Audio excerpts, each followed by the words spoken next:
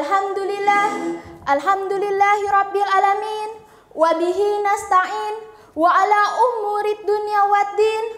Assalatu wassalamu ala asrafil anbiya'i wal mursalin, wa ala alihi wa sahbihi ajma'in. Amma ba'du. Yang terhormat Bapak Ibu Dewan Juri yang arif dan bijaksana, serta teman-temanku semua yang insya Allah dirahmati oleh Allah. Pertama-tama, marilah kita panjatkan puja dan puji syukur kehadirat Allah Subhanahu wa Ta'ala.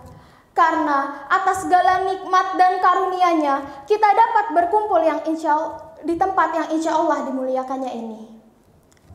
Salawat serta salam tak lupa kita curahkan kepada junjungan kita, yakni Nabi yang telah membawa rakyat yang biadab menjadi rakyat yang beradab.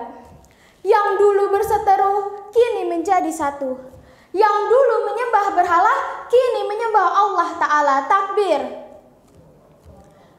Siapa lagi kalau bukan Habibina wa Syafi'ina wa Maulana Muhammad.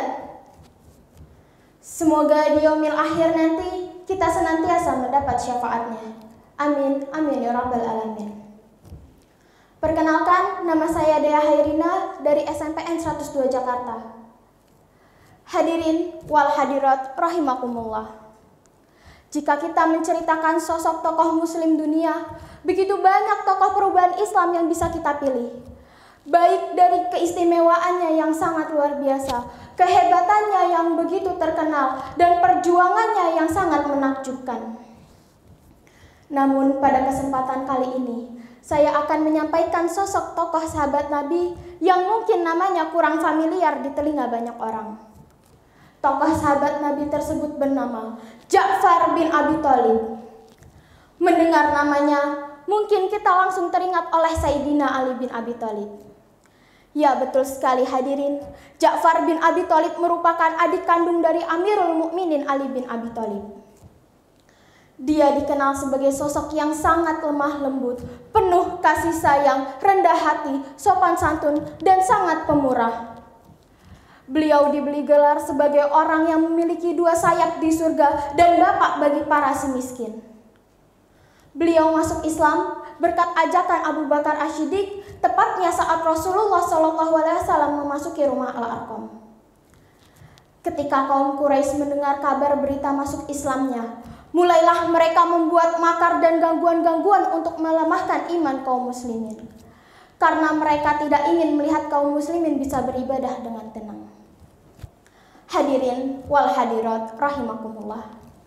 Ada 5 keturunan Abdi Manaf yang sangat mirip dengan Rasulullah SAW. Orang yang tidak jeli terkadang sangat sulit untuk membedakannya. Dan di antara 5 orang tersebut, salah satunya yaitu Ja'far bin Abi Thalib. Seseorang yang kehidupannya bisa dibilang bahagia, bisa juga dibilang tidak. Bahagianya beliau yaitu karena beliau menjadi seorang muslim yang selalu taat kepada Allah dan Rasul-Nya.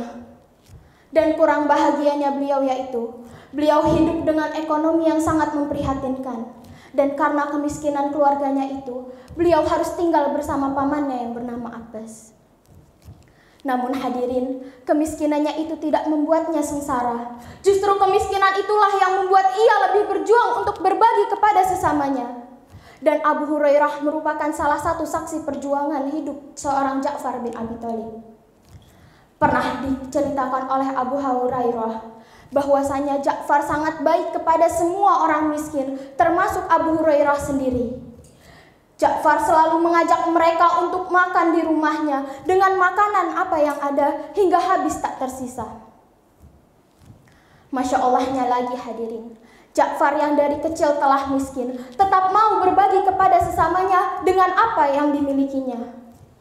Itulah sebabnya ia diberi gelar sebagai bapak bagi para si miskin.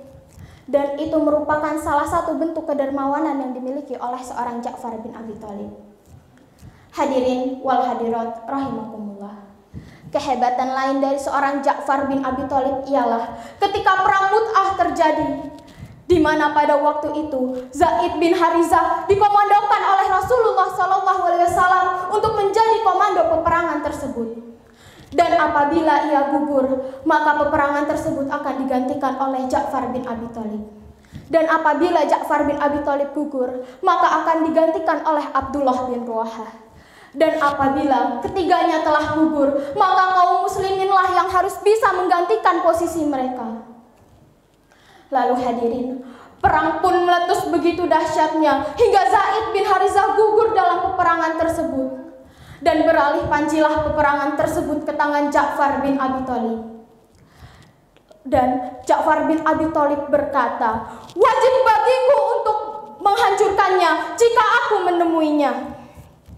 Mulailah ia berputar-putar memporak-porandakan barisan musuh sehingga terputus tangan kanannya.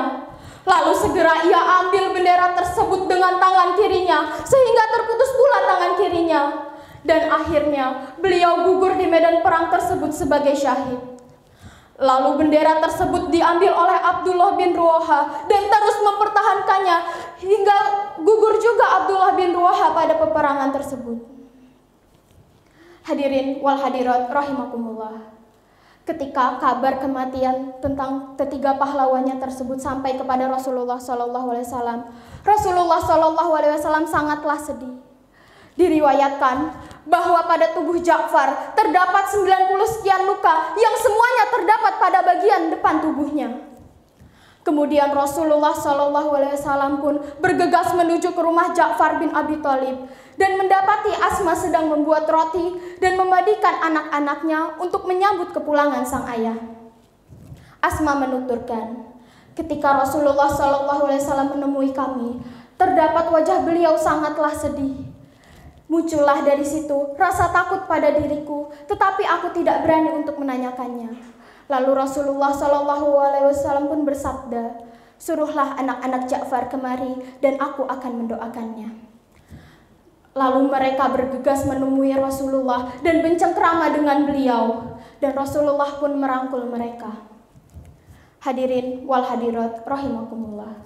Hikmah yang bisa kita ambil dari seorang Ja'far bin Abi Thalib ialah, yang pertama, kita harus senantiasa bersyukur atas anugerah yang diberikan oleh Allah Subhanahu wa Ta'ala.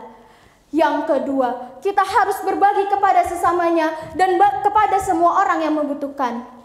Dan yang terakhir, kita harus gigih berjuang untuk memperjuangkan agama Allah.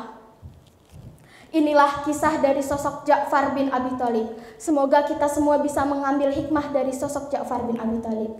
Amin, amin ya rabbal alamin. Kiranya cukup sekian tausiah dari saya. Apabila ada kata-kata yang kurang berkenan di hati hadirin semua, mohon dimaafkan. Karena saya hanyalah manusia biasa yang tak pernah luput dari dosa. Dan kesempurnaan hanya milik Allah semata. Akhirul kalam, wabillahi taufiq wal hidayah.